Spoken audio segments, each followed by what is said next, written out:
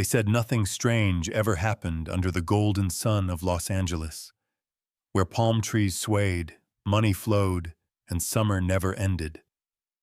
But that afternoon, when the heat shimmered over the asphalt and cicadas screamed from the hills, Emily Ross, the red-clad millionaire, stopped her car beside a lonely road and found something trembling in the dust.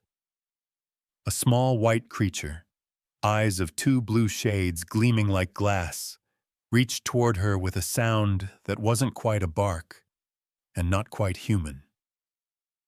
They said she brought home a puppy that day. But when the scientist saw it, his face turned ashen, and the world Emily knew began to crumble. Stay with us, because what happened next would challenge the line between love and fear, science and the unknown, and prove that under the burning California sun, not all miracles come from heaven. The sun hung mercilessly above Los Angeles that afternoon, turning the city into a mirage of heat and shimmer. Asphalt rippled like molten glass, and the palm trees along Mulholland Drive stood frozen under the weight of dry wind. The hum of traffic in the distance faded as the road wound higher into the hills, where silence carried the smell of sunburned asphalt and wilted sage. It was the kind of summer day when even the wealthy stayed indoors, their air conditioners humming like mechanical lullabies against the blaze outside. But Emily Ross had never been one to hide from the sun. At 28, Emily was a name whispered in art galleries and luxury magazines, the kind of woman who had built her empire from ambition sharper than the glass towers that bore her brand. She was tall, statuesque, with sun-kissed skin that hinted at Mediterranean lineage, and eyes the color of aged whiskey. Her hair, a cascade of auburn waves, was swept elegantly over one shoulder, framing a face too composed to reveal much emotion. Today, she wore a crimson silk dress that clung to her like fire, the same color as her lipstick, her heels, even the scarf draped casually across the passenger seat. To the world, she was perfection sculpted in red. To herself, she was a restless heart searching for something no fortune could buy. The city sprawled below her, glittering with the illusion of paradise. But up here, in the hills beyond Beverly Glen, the roads grew narrow and lonely. Emily's silver sports car purred as she slowed down, spotting a shimmer of movement near the shoulder.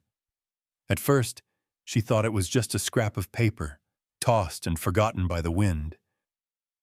Then it moved, trembling, alive. Her brows furrowed. She stopped the car, the engine's purr fading into the thick summer air. The silence was sudden, profound. As she stepped out, her heels sank slightly into the dusty roadside. Her perfume mingled with the scent of scorched earth. Beneath the shadow of a sun-baked oak tree, she saw it.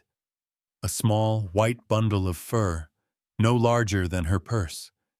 The creature lay half-curled, trembling with shallow breaths. Its fur shimmered strangely, pure white yet faintly iridescent, catching sunlight like frost under fire. Two enormous eyes blinked open, one a clear sapphire, the other pale turquoise, both gleaming with an intelligence that didn't belong to something so fragile. "Oh my God," Emily murmured, crouching down. Her manicured hands hovered before she dared to touch it. "You poor thing."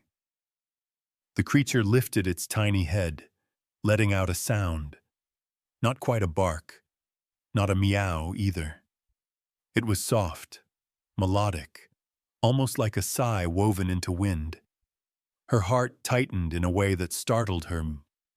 "Who would leave you out here?" she whispered.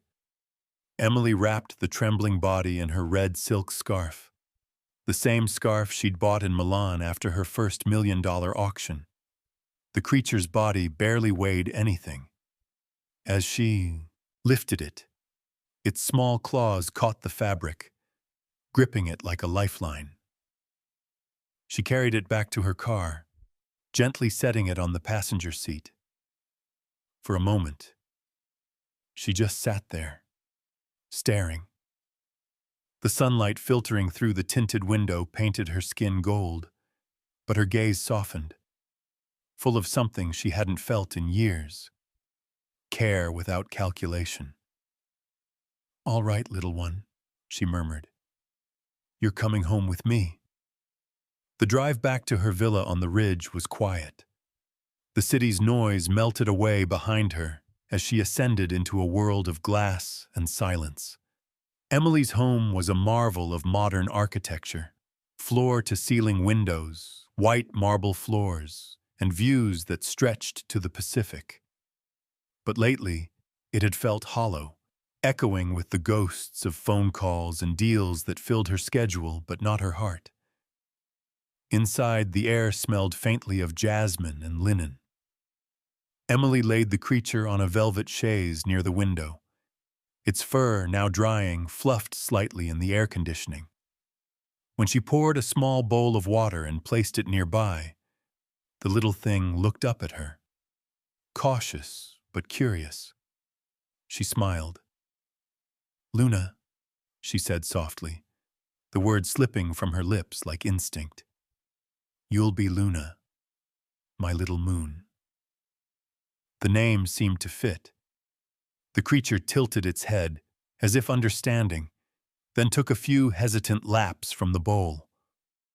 Emily watched, arms folded loosely, red silk dress gleaming against the pale interior. In that quiet moment, she realized how strange it was. A woman surrounded by everything money could buy, feeling fulfilled for the first time because of something helpless and nameless. As the evening descended, Los Angeles transformed. The sun melted into the horizon, washing the sky in hues of peach and violet. Emily sat beside Luna, stroking its back. Its breathing slowed, eyes half closed in sleep. She thought she saw, just for an instant, a faint glow beneath its fur, a pulse of light that disappeared as quickly as it came. She blinked, shaking her head. "You're just tired, Emily," she told herself. When night fell, she carried Luna to her bedroom and placed it gently on a pillow beside her. The house was silent except for the soft whir of the ocean breeze through the open balcony doors. Emily's eyelids grew heavy, the exhaustion of the long day finally overtaking her. As she drifted into sleep, Luna stirred. Its eyes opened, the two shades of blue deepening like liquid light. The pupils dilated, reflecting the city skyline through the glass windows, twin mirrors of distant stars. Slowly, without a sound, its head turned toward the sleeping woman. A strange luminescence rippled through its fur, faint but unmistakable, like moonlight breathing under its skin. And then, in that still room scented with luxury and loneliness, Luna blinked. And for the briefest heartbeat, its reflection in the glass was not of an animal at all. The morning light poured through the glass walls of Emily Ross's villa, scattering gold across the marble floors. Outside, Los Angeles glittered beneath the weight of summer. Too bright, too perfect, like a photograph that had been overexposed. Inside, however, the air carried a strange stillness. It was the third day since Emily had brought Luna home, and the creature had already become the quiet rhythm in her days. Luna, though small, seemed almost ethereal now. Its fur gleamed with a luster that never dulled, and the faint silver shimmer across its back caught every glint of daylight. It had grown a little, perhaps an inch longer, though Emily told herself she was imagining it.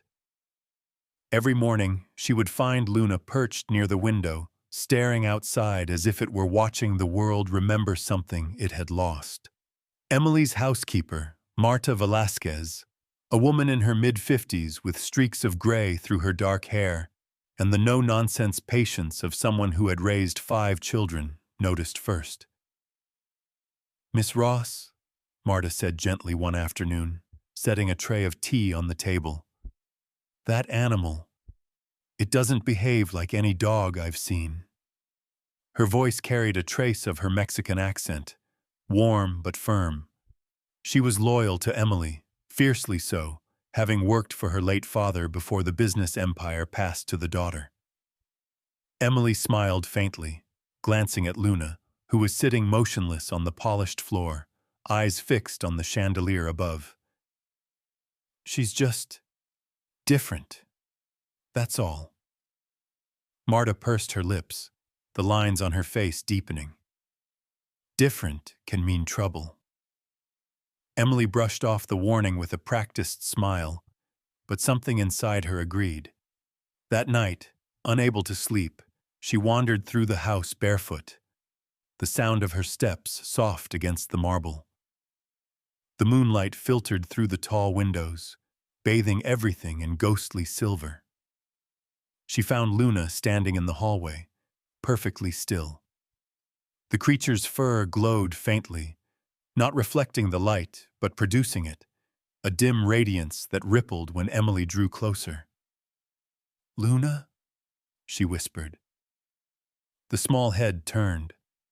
For a moment, Emily could have sworn its eyes weren't blue and turquoise anymore, but faintly violet, almost metallic. Then it blinked, and the color returned. Emily exhaled shakily. "I'm really losing it," she muttered, retreating to her room.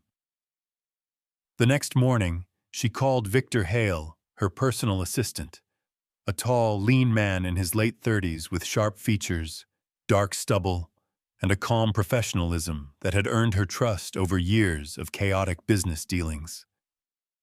Victor had a military background, once serving as a logistics officer overseas, before a roadside explosion ended his career and left a thin scar along his jawline. Since then, he had become Emily's most reliable ally, precise, disciplined, but quietly haunted. "Victor," she said over her coffee, trying to sound casual, "could you check the security cameras from last night? The one facing the East Hall?" Victor arched a brow. "Of course. Something happen?" "Probably nothing," she replied too quickly. An hour later, Victor appeared in her office, tablet in hand, his usual composure replaced by unease. "You might want to see this," he said. Emily watched as the footage played, Luna padding silently across the hall. Then, mid-stride, it paused, stood on its hind legs, and remained perfectly balanced, staring up at the camera. For a few seconds, it didn't move at all.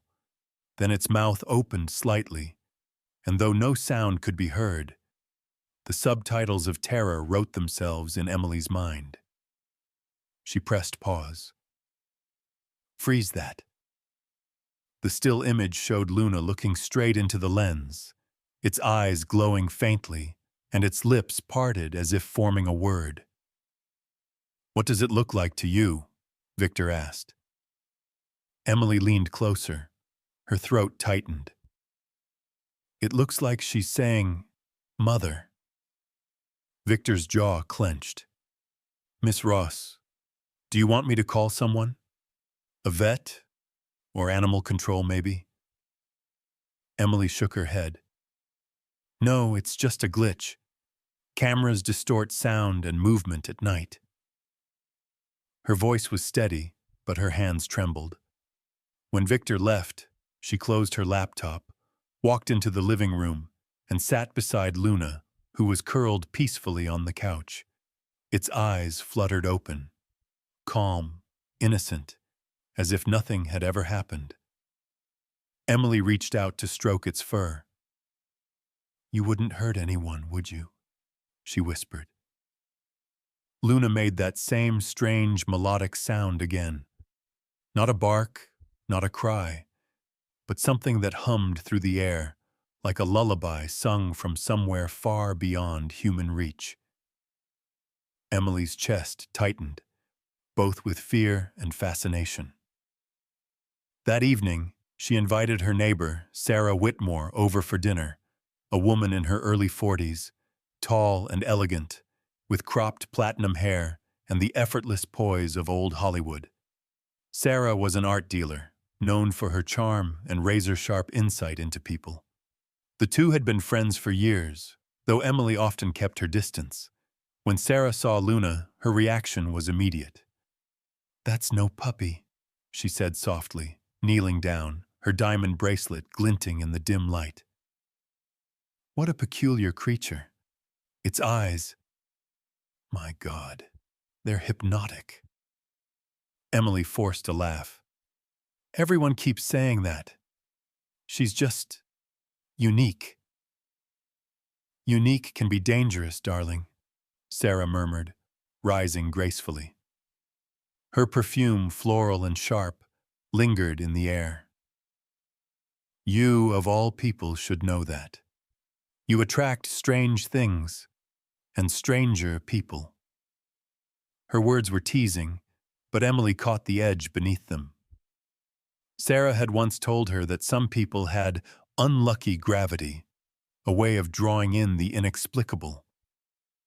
That night, after Sarah left, Emily sat alone in her office, the city lights flickering below the hills. She scrolled through her social media feed, posting a photo of Luna curled in her lap, captioned, "Found a friend who needed saving."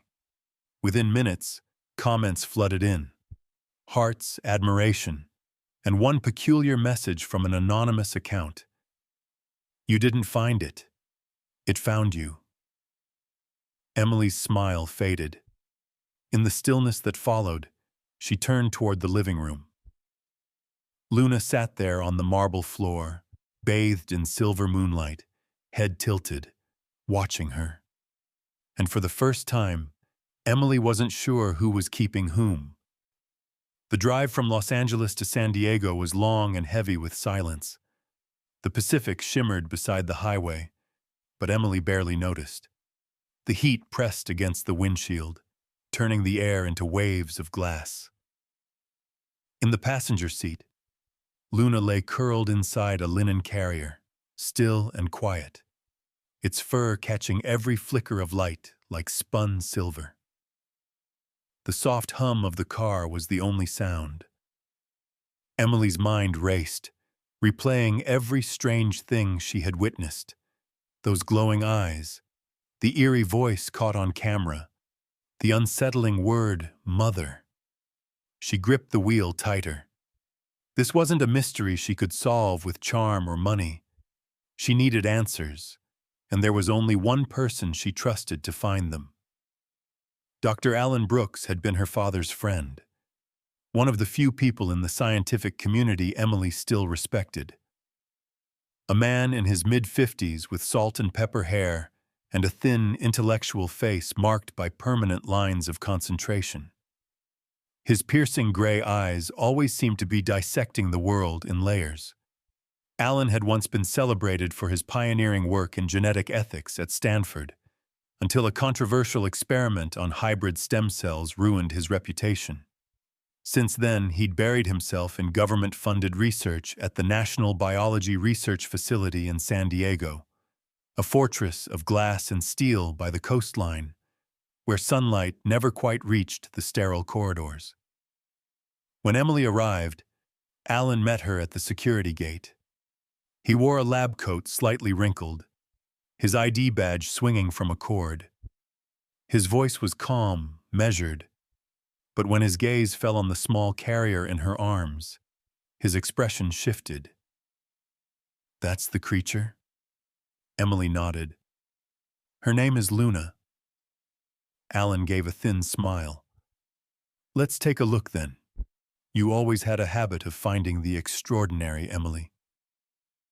Inside the lab, the air smelled of antiseptic and cold metal.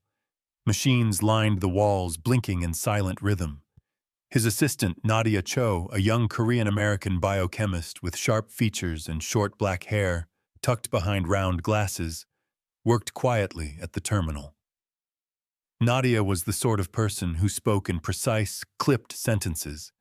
Her life revolved around data, not small talk. She gave Emily a polite nod, curiosity flickering behind her professionalism. Alan gestured toward a steel examination table. "Place her here." Emily hesitated, stroking Luna's head before setting her down. The creature didn't resist. Its eyes darted around, absorbing every reflection in the lab's polished surfaces. Nadia adjusted the scanners. "Vitals are stable. No elevated stress levels," she reported, voice steady. Alan leaned closer, running a handheld scanner along Luna's body. "Let's see what we're dealing with." At first, the results appeared ordinary. Temperature, heart rate, oxygen levels, all within expected ranges for a small mammal. But as the scanner moved over its spine, the monitor flared white. Symbols appeared. Unreadable. Geometric patterns instead of data points. Nadia frowned. "The system's not recognizing the DNA sequence. It's trying to reformat the readout." Alan's calm began to crack. "Recalibrate and rerun the analysis." They collected a small blood sample, feeding it into the gene analyzer. Emily stood behind the glass wall, watching as the digital double helix appeared on screen. For several minutes, nothing happened. Then the image began to distort, half of the sequence forming a pattern identical to Canis lupus arctos, the Arctic wolf. The other half glowed blue. The lines shifted like they were alive. Alan whispered, "That's not possible." "What does it mean?" Emily asked, her voice trembling. Alan didn't answer immediately. He turned toward her, his face drained of color. "Emily, whatever this is, it's not a dog. It's not anything we've cataloged. Part of its DNA contains sequences that don't belong to any known organism on Earth." The lights in the room flickered. A low hum began to rise from the machines. Nadia's monitors glitched, streams of data collapsing into static. "Sir, I think the system's detecting an energy source inside it," she said. "But it's not electrical or thermal. It's something else." Alan stepped back slowly. "Shut everything down."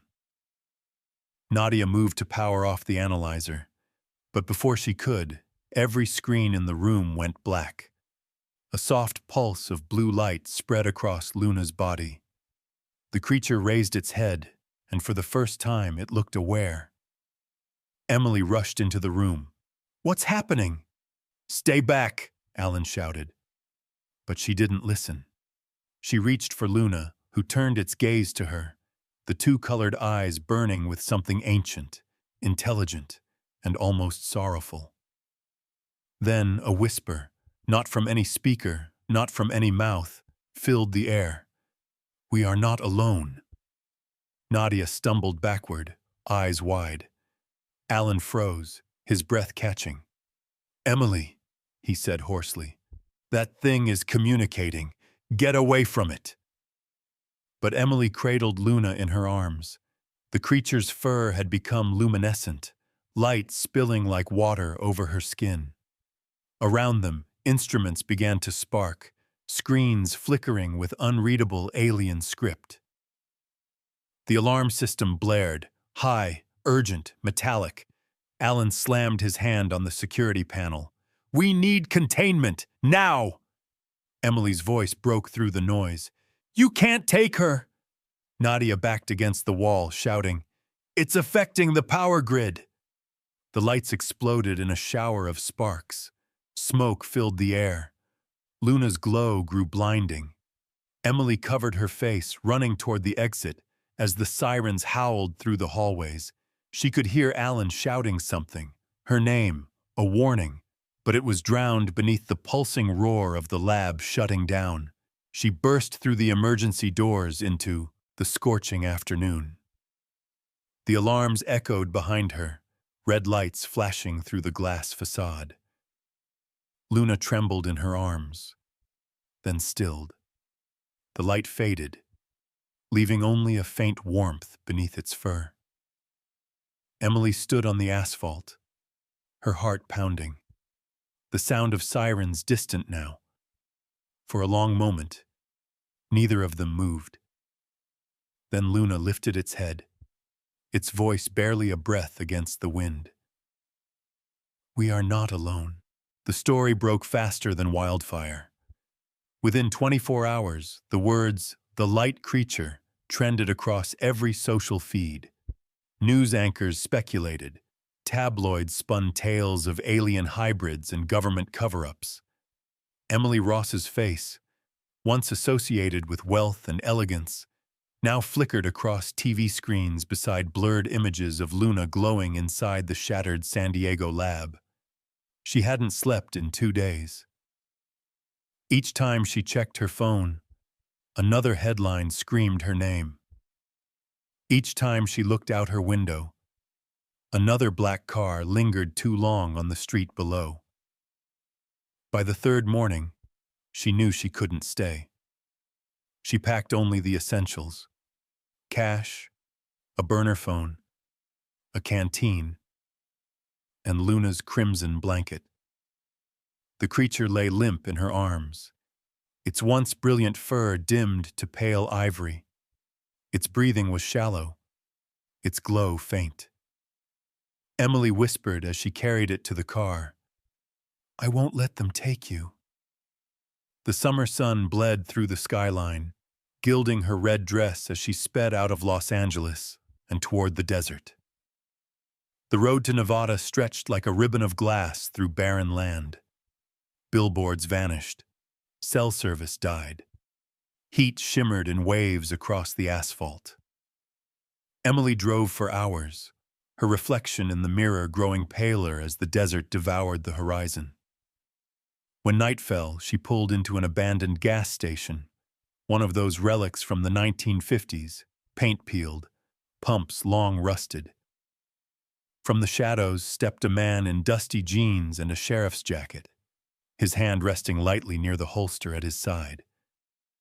Deputy Mark Turner was in his early 40s, weather-beaten but sharp-eyed, with a trimmed beard and a jaw cut from stone. The years had etched hard lines across his face, remnants of duty and loss. He had once served as a search and rescue officer before his wife's death during a wildfire left him hollow. Since then, he'd worked the lonely highways of rural Nevada, preferring silence to sympathy. "Ma'am," he said, voice rough but calm, "station's closed. You lost?" Emily stiffened, clutching Luna closer. "Just stopping for air." Mark's eyes flicked to the bundle in her arms. "That a dog?" "A rescue," she replied quickly. "She's sick." He nodded slowly, though his gaze lingered on the faint glow beneath the fabric. "You might want to stay off these roads tonight. Been reports of unmarked vehicles, government type, passing through." Emily's pulse quickened. "Thanks for the warning." He gave a faint smile, tipping his hat before walking back to his patrol truck. As he left, Emily caught a glimpse of the insignia on his shoulder: Clark County Sheriff's Office. Something about his steady demeanor lingered in her mind. He seemed the kind of man who'd seen too much and trusted too little. She stayed until twilight. The desert turned gold, then crimson, then black. Wind howled through the broken signs carrying the taste of dust. Luna stirred weakly, in her lap, its eyes opening just enough for their colors, pale blue and deep turquoise, to shimmer in the fading light. "It's okay," Emily whispered. "We're safe now." But even as she said it, Distant lights appeared along the highway. 3, then 5, then more, moving fast. Black SUVs, their headlights slicing through the dusk. Emily started the engine. The car roared forward, tires kicking up clouds of dust. Luna lifted its head, blinking sluggishly as the vehicles closed in. In her rearview mirror, she saw the reflection of men in tactical suits, faces hidden behind visors. One of them raised a radio. The chase tore across the desert, sand exploding beneath spinning tires. Emily's hands gripped the wheel, knuckles white. "Hold on, Luna," she gasped. The creature trembled, light flickering through its fur like a dying ember. The first SUV swerved beside her, trying to force her off the road. She slammed the brakes, skidding onto a side path that cut through the dunes. The vehicles followed. Helicopter blades soon thudded overhead, their spotlights sweeping the sands. The wind turned violent, whipping her hair into her eyes. The headlights behind her multiplied, hunters closing in on prey. Luna began to glow brighter, its small chest rising with effort. Emily could feel its warmth against her skin, pulsing like a heartbeat. Then the car hit a ridge and spun out, crashing sideways into a slope of sand. The airbags exploded. Dazed, Emily crawled out, clutching Luna. Above her, the helicopter circled, blinding light flooding the ground. "Freeze!" a voice boomed from a loudspeaker. Emily ran. Her bare feet sank into the hot sand, dress torn, lungs burning. The men followed, beams of light crisscrossing the dunes. Luna's glow intensified, humming in her arms like static. "Don't hurt them!" she screamed. But the lights kept closing in. Too many, too fast. Then Luna raised its head. Its fur ignited in blinding white, light pouring outward in concentric waves. The helicopter shuddered mid-air.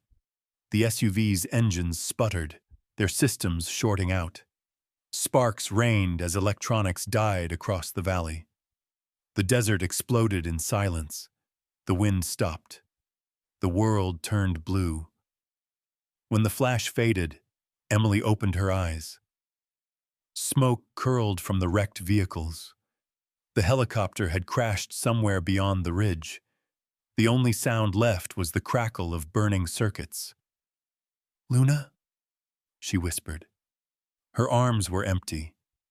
She looked around, heart pounding. The creature was gone. Only the faint trail of glowing footprints led away from her, stretching across the sand toward the horizon, toward a pale green light descending from the stars. Emily fell to her knees, tears streaking through dust. The desert wind rose again, carrying her whisper into the dark. "Come back to me." And then, far away, the ground shimmered as the green light pulsed once more, like an answer. Weeks had passed since the desert burned beneath that impossible light.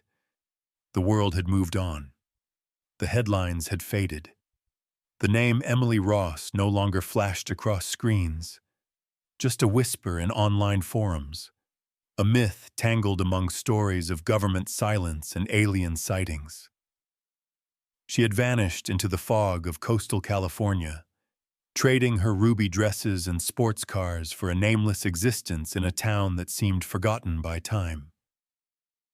The town of Halcyon Bay sat cradled between cliffs and sea, where the wind smelled of salt and pine. The cottages were small, painted in sun-faded pastels. Old fishermen mended their nets at dawn. Gulls cried over waves that seemed to echo the past. Emily rented a weathered beach house at the edge of town, white paint peeling, roof patched with rusted tin. It was quiet, and that was all she needed. Gone was the woman the world once adored. She kept her hair tied in a loose knot now, the fiery curls dulled by sea air.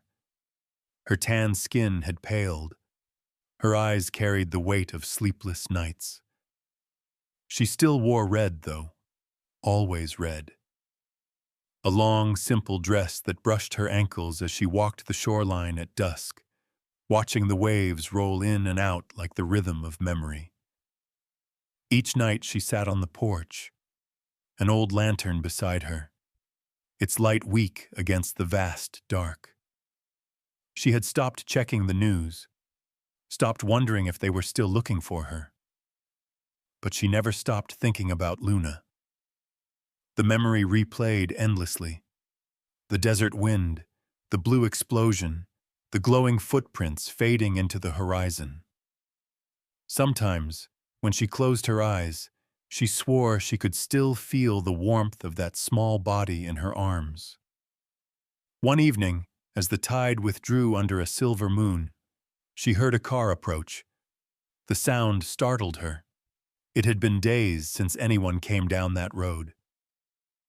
A familiar silhouette stepped out. Deputy Mark Turner. His sheriff's jacket was gone, replaced by a plain shirt rolled at the sleeves, sunburnt arms marked by scars and years of work under an unforgiving sky. His beard was thicker now, but his eyes, the same steady steel gray, still carried quiet concern. He stood at the edge of her porch, hands tucked in his pockets. "Heard a rumor you were here," he said softly. "Had to see for myself." Emily smiled faintly. "And what did you expect to find?" He looked at her for a long moment before answering. "A woman who saw something the rest of us can't explain." She laughed under her breath, the sound brittle but sincere. "You should have stayed in Nevada, Mark. Nothing to chase here but ghosts." He nodded slowly, gaze drifting toward the sea. "Maybe that's what I came for." Then more quietly, "You've been safe?" "As safe as I can be." She hesitated, studying him. "You don't believe what they said, do you? That I made it up?" Mark shook his head. "No. I saw the sky that night. The power lines went dead for miles. My radio melted in my hand. Whatever that thing was, it was real." Emily looked away, eyes shimmering in the lantern light. "Her name was Luna." The silence between them carried the weight of everything unspoken: fear, loss, wonder. Finally, Mark sighed and placed a folded paper on the table. "I'll be heading back east soon. Thought you might want this." It was a photograph, blurry but unmistakable. A glowing shape caught on a ranger's trail camera 2 nights ago, deep in the Mojave. 2 colored eyes staring out of the dark. Emily's breath hitched. "It's her." Mark gave a single nod. "Maybe she's looking for you." After he left, the house felt emptier than ever. Emily walked down to the shore barefoot, the cold sand biting her skin. The moon hung low, fat and white, spilling light across the waves. She closed her eyes, letting the sound of the sea fill the hollow places inside her. Then she heard it, the faint, musical hum she had once mistaken for a bark. Her eyes flew open. From the tree line beyond the dunes came a soft glow, pulsing in rhythm like a heartbeat. "Luna?" she whispered. The light grew stronger. Out of the shadows stepped the creature, larger now, elegant and luminous. Its fur shimmered like crushed pearls, and its eyes burned with twin shades of blue, deeper than before. It walked slowly toward her, every movement fluid and deliberate, as if gravity itself bent around it. Emily fell to her knees. "You came back." Luna lowered its head, pressing gently against her hands. The warmth that radiated from its body was almost human, alive, familiar. Its gaze held hers, and for an instant she saw not an animal, but something vast and ageless staring back. "I missed you," she murmured. A soft voice rose within the wind, not spoken but felt, threading through her mind like a dream.